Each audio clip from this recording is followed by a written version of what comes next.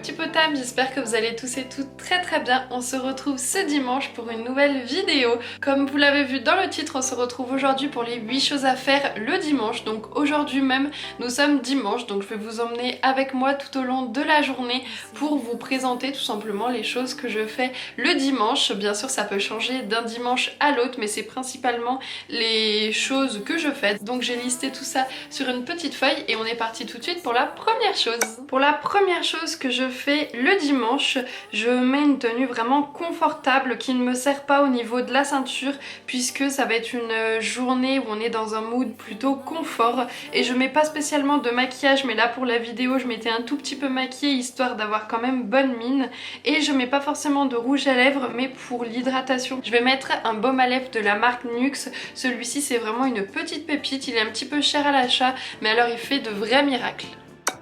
Pour bien commencer la journée et aussi la semaine, je vais me mettre à jour et ranger absolument tout ce qui traîne. Le fait d'avoir une maison propre, ça permet vraiment d'avoir un état d'esprit clair et de se sentir bien et à l'aise chez soi.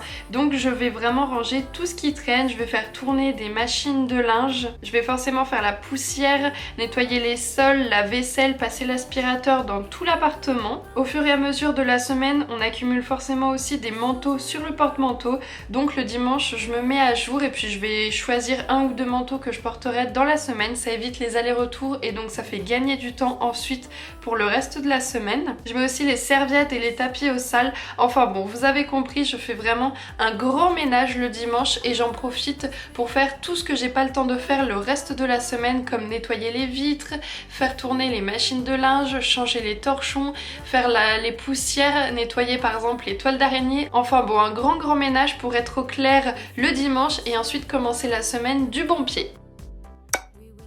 En général, le dimanche, on est invité le midi soit dans ma belle famille, soit dans ma famille, ou alors on a aussi du monde à la maison. Donc la troisième chose que je fais principalement, c'est que je prépare un petit dessert. Donc pour aujourd'hui, je vais essayer de faire une tarte aux fruits rouges. C'est une recette que j'ai trouvée sur Marmiton puisque c'est la première fois que je vais la faire, donc je vais m'essayer à ça pour aujourd'hui. Comme je vous ai dit, j'ai pris la recette sur Marmiton. Donc on va avoir besoin d'une pâte sablée. J'ai pas de sablé, donc ce serait une pâte brisée, du sucre, de la farine, forcément un moule à tarte, 2 œufs, de la crème liquide et forcément des fruits rouges. J'en avais pas des frais, j'en avais dans le congèle, donc ce sera des fruits rouges congelés. Je vais pas vous détailler entièrement la recette puisque vous la trouvez directement sur Marmiton. Je vous mettrai la recette en barre de description. Et pour ça, je vais forcément avoir besoin d'une pâte, donc je vais pouvoir l'étaler sur mon moule. Ensuite, j'aime bien découper les bords du papier sulfurisé qu'il y a autour, comme ça c'est plus joli à la fin. Je picore aussi avec une fourchette le fond de la tarte. Je vais mélanger les œufs, la farine, le sucre, la crème, tout mélanger et ce sera la base de notre pâte.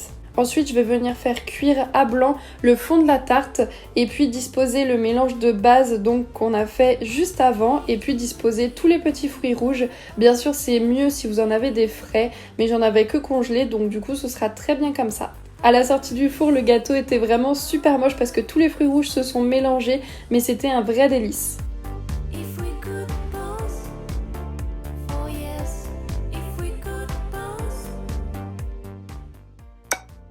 Le dimanche, c'est aussi le moment pour moi de faire les menus de la semaine et donc de faire le point sur ce qu'on va manger dans la semaine. Donc comme ça permet aussi d'éviter le gaspillage alimentaire et ça permet de faire des grandes économies puisqu'on achète seulement ce qu'il faut et pas trop. Donc pour ça, j'utilise mon petit journal pour les menus. Donc j'écris toutes les idées qu'on a pour les repas dans la semaine et puis je regarde ce qu'on a dans le frigo. Comme ça, on peut regarder et faire en fonction aussi de ce qu'on a. Et j'utilise l'application Bring pour la liste de courses. C'est vraiment un gain de temps puisqu'on a juste à écrire l'aliment qu'il nous faut et dès qu'on va aux courses, on a directement le téléphone. Donc là, par exemple, j'avais besoin de poisson pané ou de patates. Dès que je l'écris, ça arrive en haut en rouge et puis dès qu'on reclique dessus et qu'on a acheté l'aliment, ça revient en bas en vert. Donc vous avez les aliments que vous avez utilisés récemment et c'est hyper pratique et utile, c'est hyper simple d'utilisation. Vraiment, je vous la recommande à 1000% si vous ne l'utilisez pas. Et je vais en profiter aussi pour organiser le frigo et le laver. Ça peut aussi permettre de voir ce qu'on a et ce qui nous manque aussi dans le frigo et à mettre donc directement sur la liste de courses. La cinquième chose que je fais le dimanche et qui est vraiment indispensable pour moi, c'est de me laver les cheveux, de changer les draps et de changer de pyjama. C'est pour ça que je l'ai appelé le trio du combo parfait parce que c'est vraiment pour un confort au top. Et comme je change les draps à peu près une semaine sur deux, j'ai ce combo voilà, une semaine sur deux et j'adore me coucher le soir en ayant les cheveux propres, dans des draps propres qui sentent bon avec un pyjama tout confort. Vraiment, j'adore ça. Une chose que je fais tous les dimanches et j'y tiens vraiment beaucoup, c'est prendre du temps pour moi, pour me ressourcer vraiment le temps d'une journée. Donc pour ça, je vais vouloir poser un masque sur mon visage. Donc je vais enlever avant toutes les impuretés que j'ai pu avoir dans la journée. Donc avec une eau micellaire et des cotons réutilisables.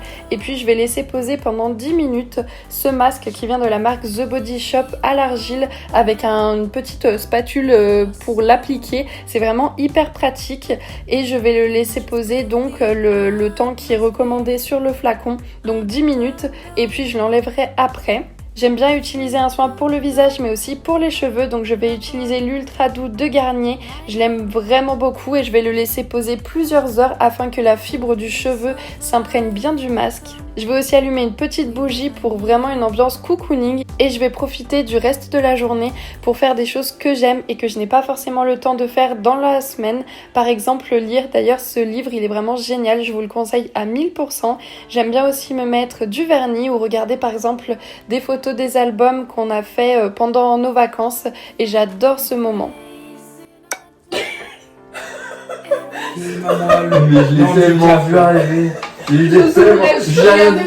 Moi j'ai rien dit mais je me suis... Je pense que vous l'aurez compris, le week-end et en particulier le dimanche puisque le samedi je travaille, c'est l'occasion de vraiment passer du bon temps, de passer du temps en famille, entre amis, à faire des jeux de société, juste de passer du temps de qualité en lâchant le téléphone et vraiment profiter de notre entourage ou juste d'aller marcher dans la nature. Enfin bon, juste de passer du temps de qualité avec ceux qu'on aime, c'est tellement important, donc vraiment faites-le et moi c'est quelque chose que vraiment j'essaye de privilégier tous les week-ends. La 8e et dernière chose que je fais le dimanche, c'est vraiment un indispensable pour moi, c'est de faire ma to-do list en prévision de la semaine. Ça me permet vraiment d'avoir une bonne organisation en prévision de la semaine qui arrive. Donc pour ça, je fais une to-do list directement pour le lendemain, très visuelle, comme ça me permet d'être efficace et je sais directement ce que j'ai à faire le lendemain dès que je me réveille. Et je mets aussi à jour mon calendrier, enfin mon semainier, comme ça dès que j'ai un rendez-vous, je le mets directement entre mon téléphone et le calendrier, donc sur papier. Une fois la tâche accomplie, je surligne ou alors je coche ou raye directement la ligne. Ça me permet de visualiser mes objectifs et donc d'être organisée comme ça pour la semaine. Faire la to-do list, c'est vraiment un indispensable pour moi, je pourrais pas m'en passer. Ça me permet vraiment de savoir ce que j'ai à faire dans la journée et ça me permet de pas être perdue et de pas perdre de vue mes objectifs. Pour moi, c'est vraiment indispensable et je le fais du coup chaque dimanche.